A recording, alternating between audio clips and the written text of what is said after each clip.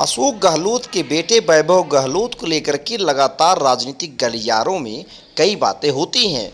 ये भी कहा जा रहा है कि अशोक गहलोत अपने बेटे के लिए राजनीतिक जमीन तैयार करना चाहते हैं, लेकिन उनका एक बयान लोगों को हमेशा याद आता है कि युवा हैं, युवाओं की रगड़ाई बहुत ज़रूरी होती है।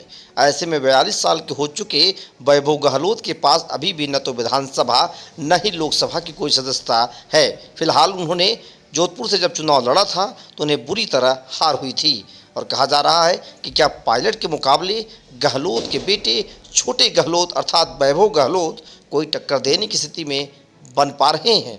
हालांकि लगातार अशोक गहलोत के साथ हर मंच पर देखे जाते हैं, लगभग सभी जगहों पर उनकी उपस्थिति होती है और जब यहां पर एक बड़ा समिट हुआ वहां पर देखे गए, सामने अडानी के सामने वो बोलते रहे और अशोक गहलोत उन्हें निहारते रहे। यही कहानी खूब हो रही है इन दिनों।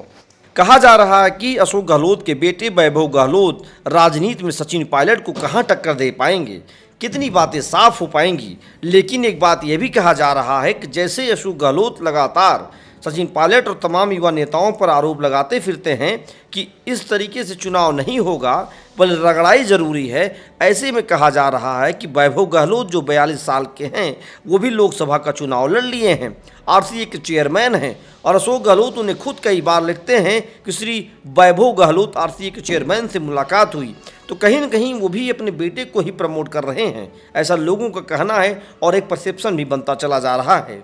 वहीं यह भी कहा जा रहा है कि सचिन पायलट के खिलाफ इस तरह की बातें की जा रही हैं तो क्यों नहीं वैभव गहलोत के खिलाफ भी ये बात बोली जाए। इस तरीके से समाज में लोग जब हम जाते हैं तो वहाँ पर बातें होती हैं। उनका कहना है कि वैभव गहलोत क्यों चुनाव लड़े लोकसभा का, आरसीए के चेयरमैन कैसे बन गए, क्या वो युवा नहीं हैं। इस तरीके की तमाम बातें हो रही हैं। लेकिन अगर राजनीतिक तौर पर देखा जाए तो अशोक गहलोत के बेटे वैभव गहलोत पहली ही पारी फेल हो गए हैं और सचिन पायलट 2004 में जब लोकसभा का चुनाव लड़े, 2009 का लड़े, दोनों पारी उनकी अच्छी रही।